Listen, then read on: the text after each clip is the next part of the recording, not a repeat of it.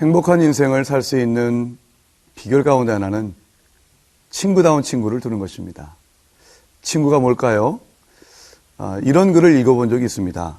친구란 믿고 의논할 수 있는 든든한 사람, 비전을 나눌 수 있는 사람, 같이 여행길 갈 수 있는 사람, 언제라도 불러낼 수 있는 번개 같은 사람, 쓴소리도 마다하지 않는 냉철한 사람, 추억을 많이 공유한 오래된 사람, 언제든지 밥 한 끼 얻어먹을 수 있는 사람, 그리고 어떤 상황에서도 내 편인 사람. 여러분, 공감이 되는 글 아닙니까? 어떤 상황 속에서도 내 편이 되어주는, 나를 진심으로 사랑하는 그 친구, 그 아름다운 친구가 있다면 참으로 행복할 것입니다. 오늘 말씀을 통해서 우리가 어떤 상황에 있든지 내 편이 되어 주었던 진실된 사랑의 모습을 보여준 한 사람을 여러분과 함께 묵상하길 원합니다.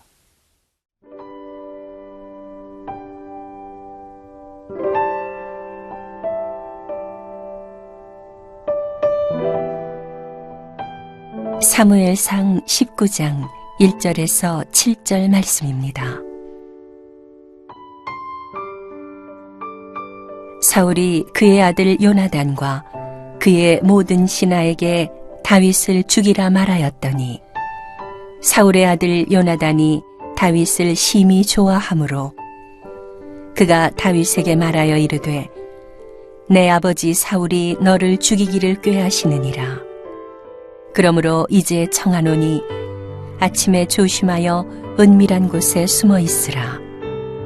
내가 나가서 네가 있는 들에서 내 아버지 곁에 서서 네 일을 내 아버지와 말하다가 무엇을 보면 네게 알려주리라 하고, 요나단이 그의 아버지 사울에게 다윗을 칭찬하여 이르되 원하건대 왕은 신하 다윗에게 범죄하지 마옵소서. 그는 왕께 득죄하지 아니하였고 그가 왕께 행한 일은 심히 선함이니이다. 그가 자기 생명을 아끼지 아니하고 블레셋 사람을 죽였고 여호와께서는 온 이스라엘을 위하여 큰 구원을 이루셨으므로 왕이 이를 보고 기뻐하셨거늘 어찌 까닭없이 다윗을 죽여 무죄한 피를 흘려 범죄하려 하시나이까. 사울이 요나단의 말을 듣고 맹세하되 여호와께서 살아계심을 두고 맹세하거니와 그가 죽임을 당하지 아니하리라. 요나단이 다윗을 불러 그 모든 일을 그에게 알리고 요나단이 그를 사울에게로 인도하니 그가 사울 앞에 전과 같이 있었더라. 다윗을 죽이고자 하는 사울의 계획은 계속되었습니다. 앞서 사울은 자기의 딸들을 이용하면서까지 그리고 거짓말을 하면서까지 다윗을 죽이고자 했다면 오늘 본문을 보면 그는 이제 공개적으로 대놓고 다윗을 죽일 것을 사람들에게 명합니다. 오늘 말씀 19장 1절을 제가 한번 읽어보겠습니다. 사울이 그의 아들 요나단과 그의 모든 신하에게 다윗을 죽이라 말하였더니 사울의 아들 요나단이 다윗을 심히 좋아하므로. 그의 아들 요나단에게도 그리고 모든 신하에게도 다윗을 죽일 것을 명합니다. 이 소식을 들은 요나단은 많은 근심이 있었을 것입니다. 왜냐하면 요나단은 다윗을 심히 좋아했기 때문이었습니다. 그래서 그는 다윗을 만나서 은밀한 곳에 숨어 있으라 말을 합니다. 그리고 자신의 아버지를 만나 이야기를 하겠다라고 말합니다. 혹 안 좋은 일이 생기면 알려줄 것을 약속하면서 말입니다. 그리고 요나단은 사울을 만납니다. 그리고 이렇게 얘기합니다. 오늘 말씀 4절입니다. 요나단이 그의 아버지 사울에게 다윗을 칭찬하여 이르되 원하건대 왕은 신하 다윗에게 범죄하지 마옵소서. 그는 왕께 득죄하지 아니하였고 그가 왕께 행한 일은 심히 선함이니이다. 요나단이 자기 아버지에게 말한 첫 번째 내용이 무엇입니까? 아버지가 더 이상 죄를 짓지 말라는 것이었습니다. 4절을 제가 다시 한번 읽어봅니다. 왕은 신하 다윗에게 범죄하지 마옵소서. 요나단은 비록 사울이 자기가 사랑하는 친구 다윗을 죽이려 했지만 자기 아버지이기에 사랑했을 것입니다. 사랑한다는 것은 무엇일까요? 그것은 사랑하는 사람이 죄를 지을 때 그 죄를 더 이상 짓지 않도록 저지하는 것입니다. 만류하는 것입니다. 간곡히 말하는 것입니다. 이런 이 요나단의 마음은 5절에도 계속되고 있습니다. 5절을 제가 다시 한번 읽어봅니다. 그가 자기 생명을 아끼지 아니하고 블레셋 사람을 죽였고 여호와께서는 온 이스라엘을 위하여 큰 구원을 이루셨으므로 왕이 이를 보고 기뻐하셨거늘 어찌 까닭 없이 다윗을 죽여 무지한 피를 흘려 범죄하려 하시나이까. 4절에 이어서 요나단은 범죄라는 단어를 다시 한번 사용합니다. 다윗을 죽이는 것은 그것은 타당한 이유가 없는 것이고 무지한 피를 흘리는 것, 범죄라고 하는 사실을 아버지 사울에게 일깨워 줍니다. 마태복음 18장을 보면 15절부터 20절 사이에 죄를 범한 한 형제를 교회가 어떻게 처리할 것인지에 대해서 얘기합니다. 먼저 한 사람이 단독으로 그를 만나게 합니다. 아마도 이 한 사람이란 범죄한 형제로부터 피해를 당한 사람인 것 같습니다.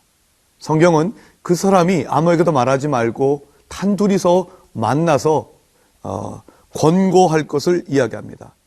여기서 권고하다는 단어는 말은 잘못한 것을 지적하고 권면한다고 하는 뜻입니다.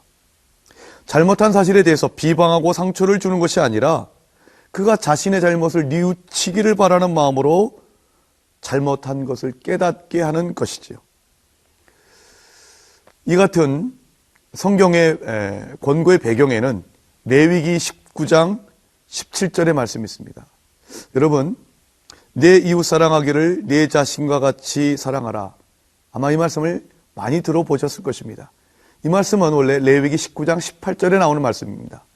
그런데 레위기 19장 18절 직전에, 즉 내 이웃을 내 몸과 같이 사랑하라는 말씀 직전에 주님은 우리에게 이렇게도 말씀하십니다. 너는 내 형제를 마음으로 미워하지 말며 내 이웃을 반드시 견책하라. 그러면 네가 그에 대하여 죄를 담당하지 아니하리라. 마음으로 미워하지 말라고 얘기합니다. 이것은 어떤 자기에게 피해를 주고 잘못한 사람을 마음으로 미워하지 말고 그를 정말 용서하고 사랑하는 마음을 가질 것을 이루는 것입니다.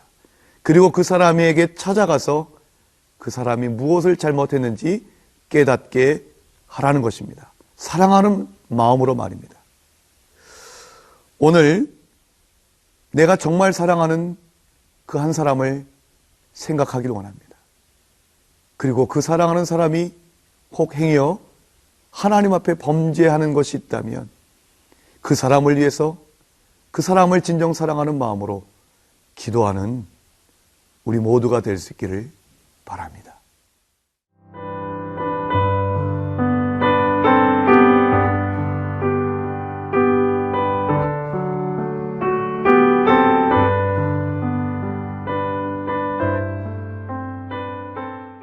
사울을 죽이려고 하는 사울을 제지하기 위해서 요나단이 만났습니다.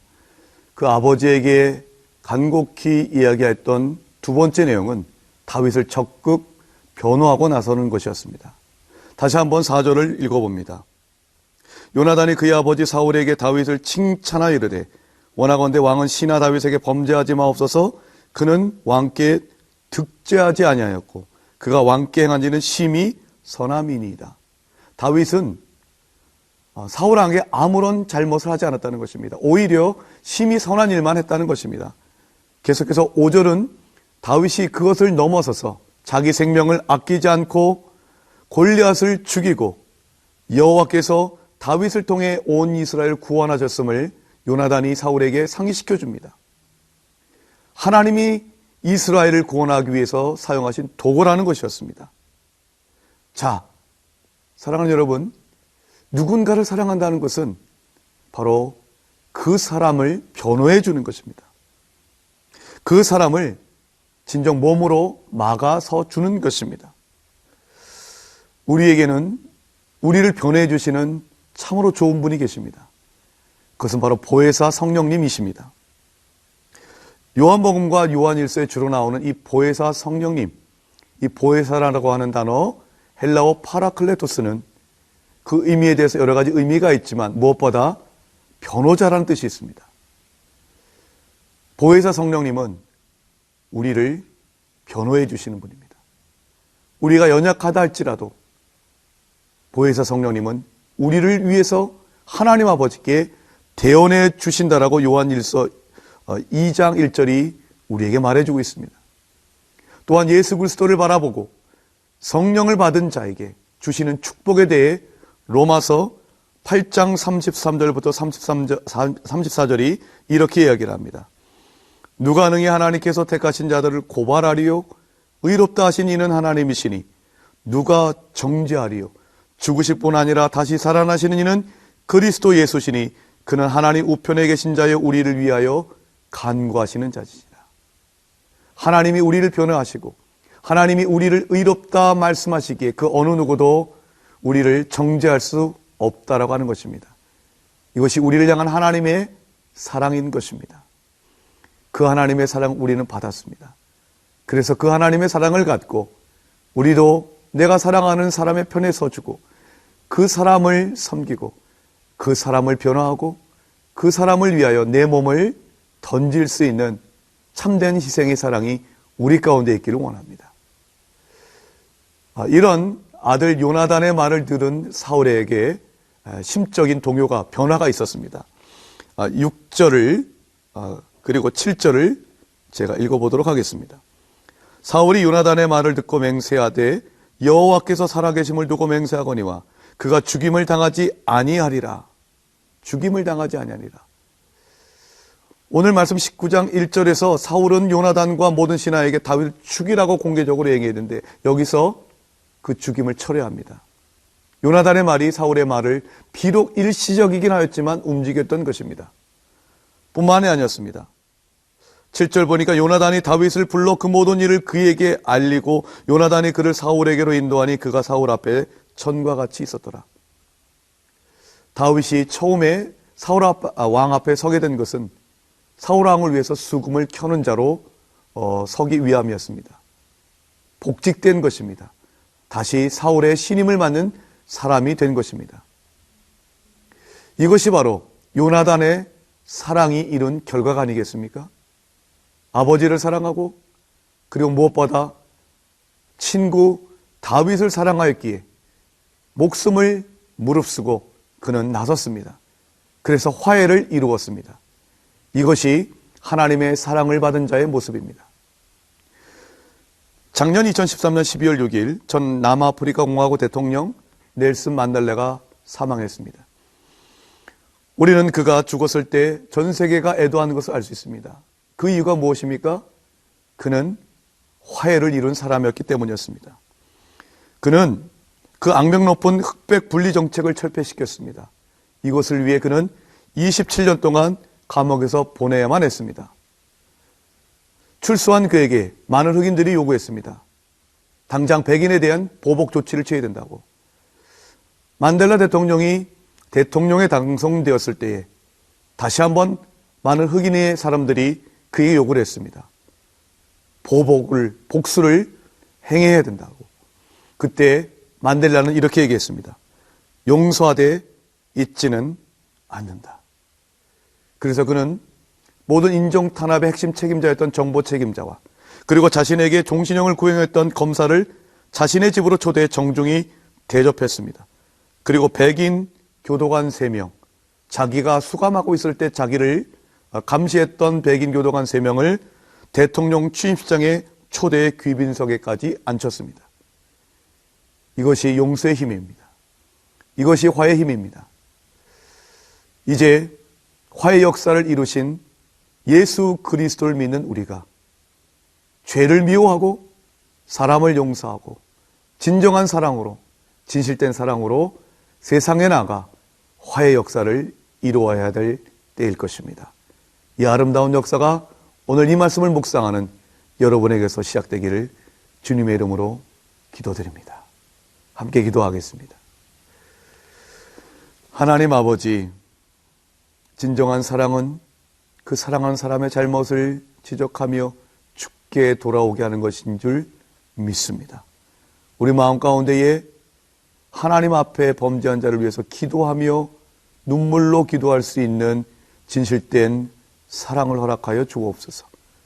또한 하나님, 진정 사랑한다면 변호하게 하시고 이 아름다운 모습을 우리에게 보여주신 그 주님의 이름을 높이며 이 땅 가운데서 주님의 사랑이 화해 역사를 이루듯 우리도 아름다운 화해 역사를 이루며 살게 하여 주시옵소서. 예수 그리스도의 이름으로 기도드리옵나이다. 아멘.